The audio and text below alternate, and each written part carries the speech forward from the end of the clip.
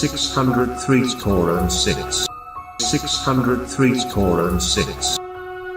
603 score and 6.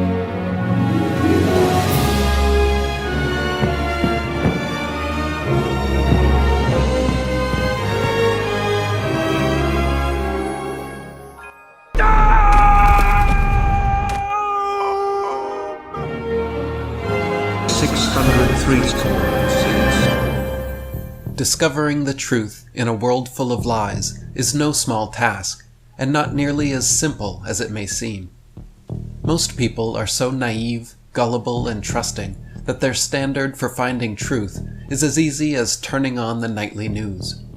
The news anchors present current events in straightforward, one-dimensional terms, offering little to no supporting evidence or historical context, little to no impartial analysis or discussion of alternative viewpoints, and downplaying or omitting any legitimate skepticism.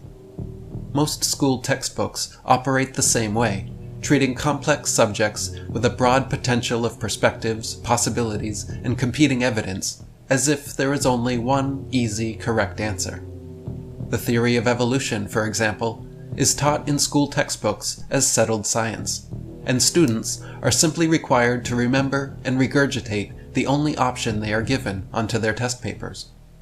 Likewise, the heliocentric globe model is presented in every public schoolroom and textbook as gospel truth, with no discussion or analysis of geocentric flat earth material. All evidence and arguments are omitted completely, downplayed as historical ignorance, and demanded to be forgotten about, or else you will fail. True skepticism, critical thinking, and in-depth analysis cannot survive such a regimen of unquestioning obedience. Modern media outlets and school systems present information in such a dumbed-down, one-dimensional, dictatorial fashion that most people no longer even recognize critical thinking as being an intellectual activity. Try presenting alternative evidence or an alternative viewpoint that challenges the mainstream understanding of most any subject, and watch what happens. Rather than being perceived as a keen, astute observer for pointing out problems or inconsistencies in mainstream beliefs, you will more likely be seen as stupid and kooky for using your critical faculties. Rather than being receptive, patient, open, and interested, more often than not, people become unreceptive, impatient, closed off, and uninterested in hearing any information that runs contrary to their preconceived notions. The masses have been trained that intelligence is as easy as memorizing and repeating whatever the current majority consensus is on any given topic. Similarly, they've been trained that skepticism is synonymous with stupidity, and that people who dare question the consensus and present evidence that runs contrary to it must just be morons who didn't get the memo that this subject has been deemed beyond reproach. If you doubt this, just try researching one of the many subjects society has decided are so beyond skepticism that having an opinion contrary to the majority gets you labeled as being a quote-unquote denier, such as vaccines, the Holocaust, COVID, or climate change. If you begin spouting information that could pigeonhole you as potentially being a denier of such blasphemous, unspeakable subjects, watch how quickly someone steps up to censor you. In truth, the real denial in such instances is that of these accusers to actually hear out the claims, read these books deemed so heretical, and to research and honestly consider the arguments presented. As F. Scott Fitzgerald noted, the truest sign of intelligence is the ability to entertain two contradictory ideas simultaneously. Or as Aristotle said, nothing is more challenging than the ability to study, debate, and think through a concept without immediately accepting or rejecting it. This is the logical and necessary first step for anyone genuinely seeking the truth. Like a detective attempting to solve a case, honest investigation into every clue, each piece of evidence, and all possible perspectives must be considered without bias. If you haven't done your due diligence in deeply researching and considering every angle and alternative before closing a case, you may be making a big mistake, believing in some bunk, or accusing innocent people.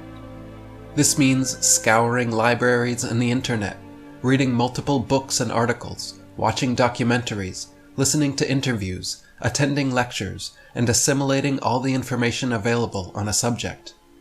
Defenders of the heliocentric globe theory, for example, will often boast that they have done their due diligence in researching the geocentric flat Earth model, but have never read a single book on the subject.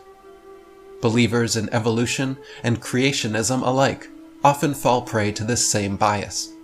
Either they believe creation because of their religion, or believe in evolution because of modern science, but seldom do people really delve deeply into both, giving adequate time, effort, and energy to understanding each before coming to conclusions.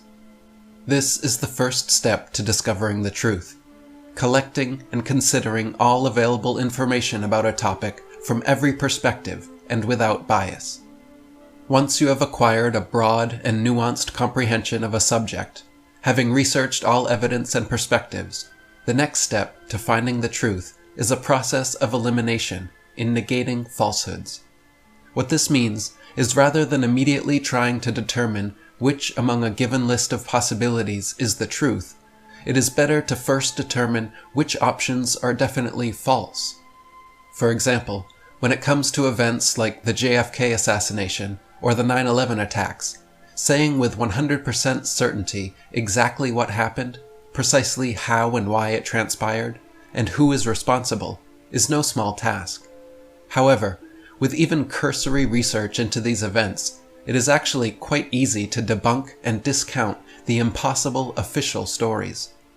A single magic bullet simply cannot strike one man in the head, then proceeding on to hit another man in the back, chest, wrist, and thigh, only to be recovered afterwards in nearly pristine condition.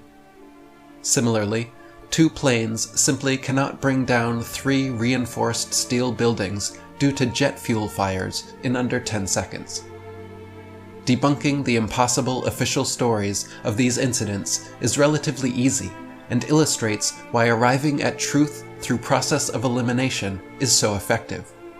By first looking to negate false claims, rather than to affirm positive ones, the truth will come into clearer and clearer view until it is ultimately left as the only viable option.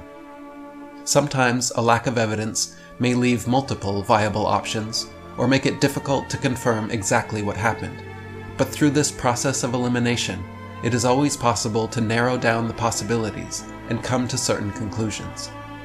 The masses are not used to processing or receiving information in this fashion, however, because most people, pundits, media outlets, teachers, textbooks, and experts alike tend to present their claims in straightforward, authoritative, one-dimensional, positive statements without acknowledging alternative viewpoints or legitimate skepticism. In contrast, a genuine truth seeker will usually sound unsure, less authoritative, and more focused on making negative statements about the things that can be debunked and proven false. Imagine it like a police chief at a press conference versus a detective in his smoky office room. People feel reassured by the positive, simple, straightforward, authoritative claims the police chief makes at the press conference. But how would they feel listening to the broader, deeper, more nuanced, and less certain claims coming from the lead detective being candid in his office?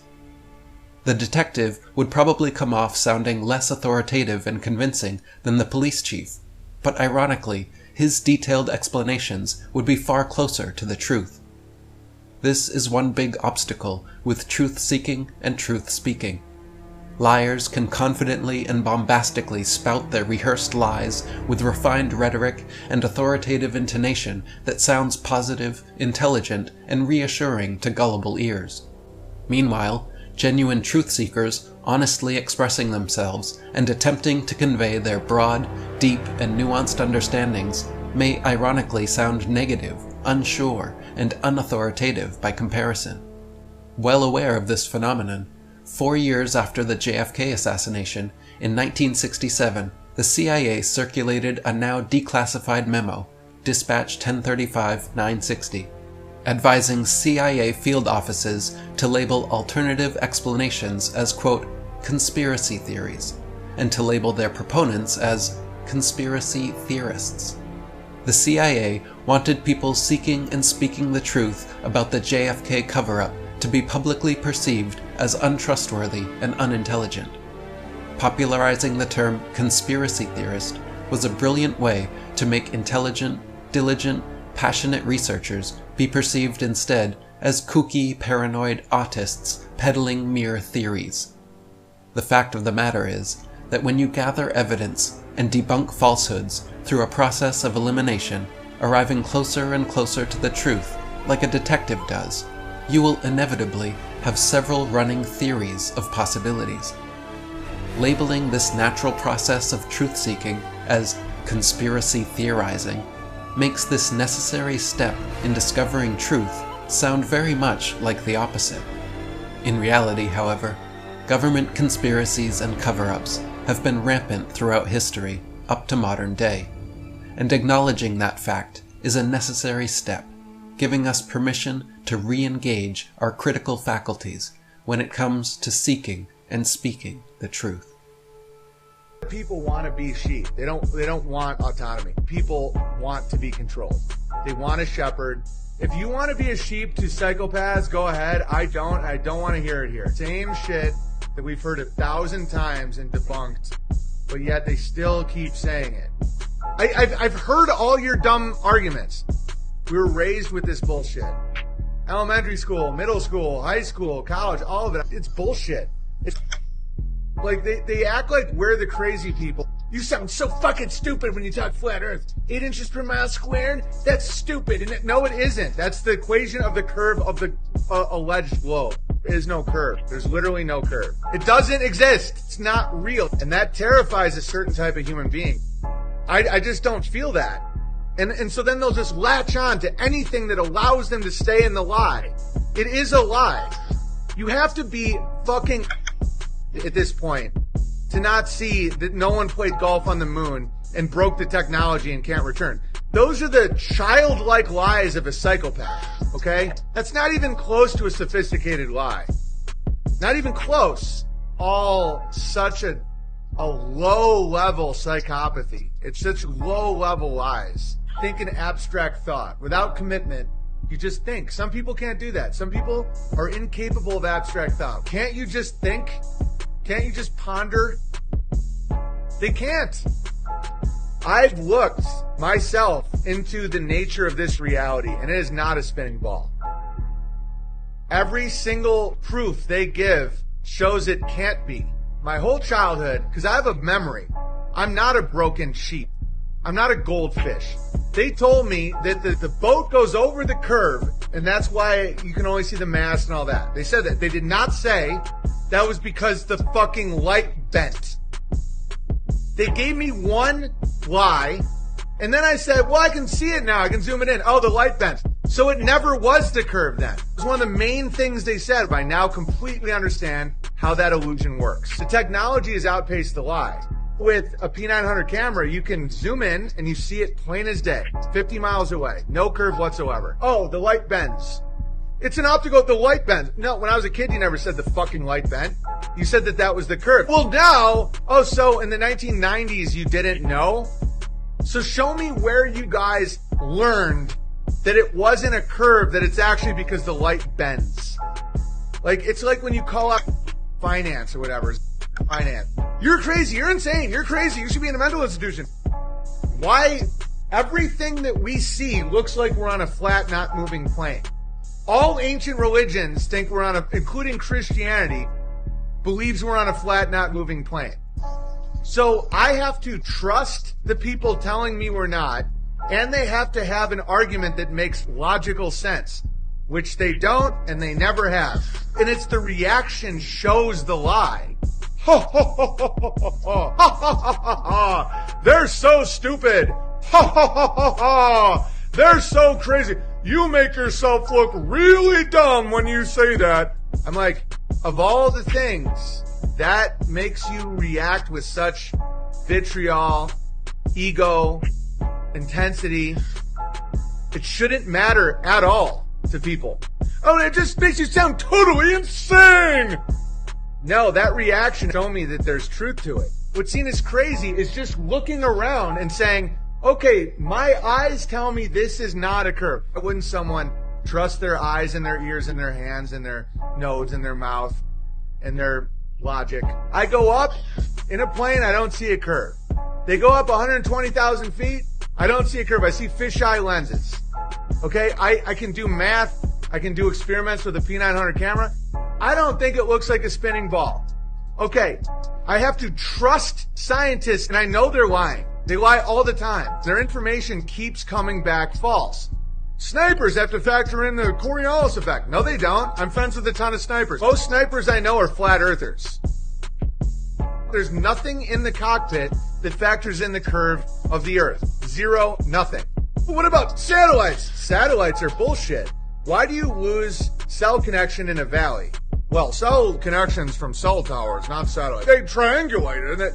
If you could make a fucking phone call from the moon in 1969, why do I lose reception on my property based on mountains? Huh? Doesn't make any sense. And the thing is, they can't explain it without just going, well, the satellite beams it down to the tower, and then the tower will broadcast, and then, no, or it's just towers. Why don't more satellites get hit by space junk? The amount of space junk, the amount of just anything in orbit, screws, anything. Any one of those things going 10,000 miles an hour, that's way faster than any bullet. And if it just grazes a satellite, that satellite will need to be repaired. How do you bring it to Earth? How do you crash it to Earth? And you set up another one? How often does that happen? How many times do we have to replace the satellite since the Cold War? None? This is the problem with psychopathic liars. They'll say a lie to sell one thing, to get something, and then they'll sell a contradictory lie to get something else. And then when you, the non-psychopath, says, well, how can those two things exist simultaneously? Like they said that the Earth is surrounded by space junk. That tens of thousands of miles an hour, there's little screws and doodads flying everywhere. Okay, so then how is there the ISS then? I don't think there's one grain of space junk up there because I don't believe in orbits. Do I think that there's things in the sky moving over us? Yes.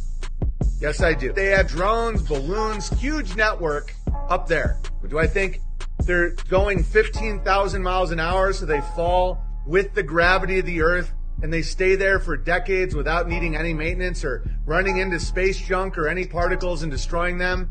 And their fragile tech just keeps working and broadcasting things? No, of course not. That's... Not everybody can be a robot polisher. Do you think that in 1969, they landed on the moon and played golf? Do you believe that? Why wouldn't you question more of the things they said? Why would you believe anything else they say? Especially when you can identify gaslighting.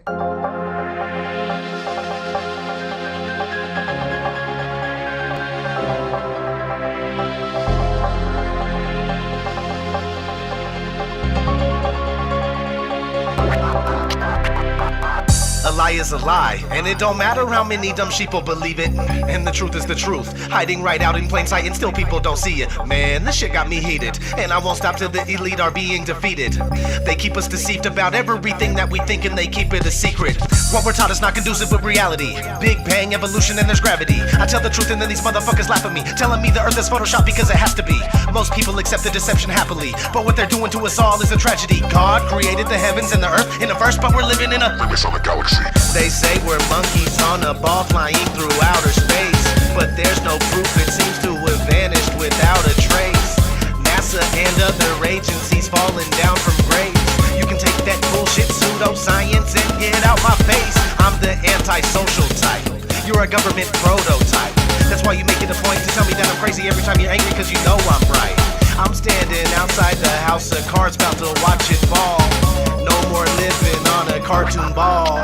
Horizon means horizontal. Indoctrination is awful because you're taught the glow bottle. Ever since y'all could crawl, we follow rapists and murderers, liars, thieves, and sun worshippers, saying we can't see curvature cause we're all too small. And though it's never been proven, they say we're ripping and shooting. The earth is spinning and moving. Oh no, not at all. It's a criminal enterprise where deception intensifies. NASA's got us all living like on a cartoon ball.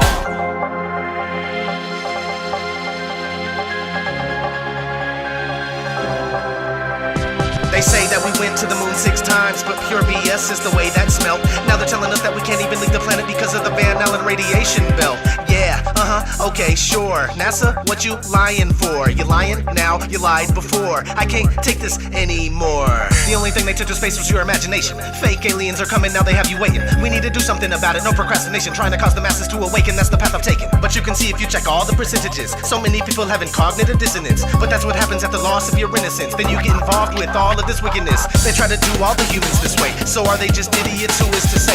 Conditioned by the television, it makes your decisions, opinions, and you just obey. Stuck in the material domain of Satan, where everything in each and every day is vacant. Mandela effect, cause the game is changing. People waking up and now the cage is shaking.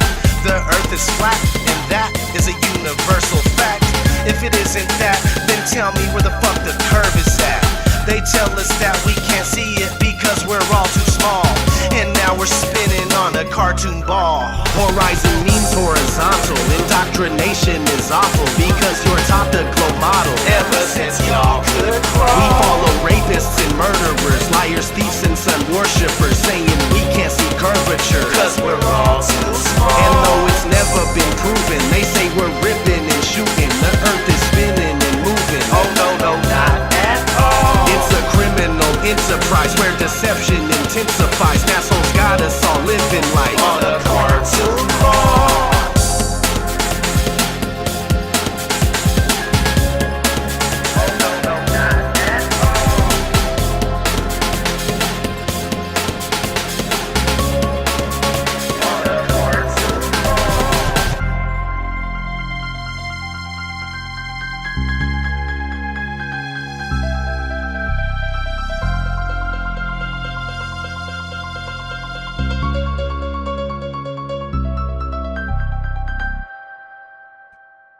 This world is not what you think it is. This world is not what you think it is.